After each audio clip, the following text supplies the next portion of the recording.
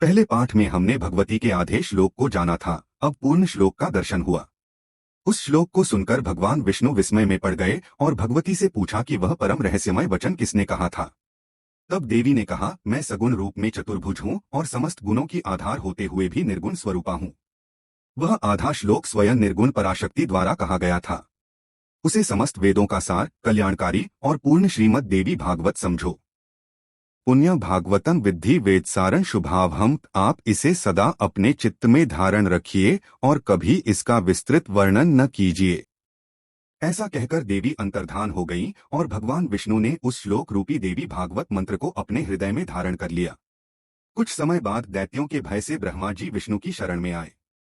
विष्णु को मंत्रजप में लीन देखकर उन्होंने पूछा कि क्या आपसे भी श्रेष्ठ कोई है। तब विष्णु जी ने कहा, जो शक्ति सृष्टि, पालन और लय का कारण है, वही सनातनी पराविद्या है और वही सभी ईश्वरों की स्वामिनी है। आदेश लोक में भगवती ने जो कहा, वही वास्तविक श्रीमद् देवी भागवत है, जिसका विस्तार द्वापर युग में होगा। इसके बाद ब्रह्मा जी ने इस ज्ञान को नारद जी को दिया। नारद जी से यह देवी भागवत व्यास जी को प्राप्त हुई और व्यास जी ने इसे 12 स्कंधों में विस्तृत किया। यह पुराण वेदतुल्य है, 5 लक्षणों से युक्त है, भगवती के चरित्र से परिपूर्ण है और तत्वज्ञान का अमृत है। यह अज्ञान का नाश करने वाला, ब्रह्म विद्या का प्रकाशक और भवसागर से तारने वाला है। इसके 18,000 श्लोक हैं।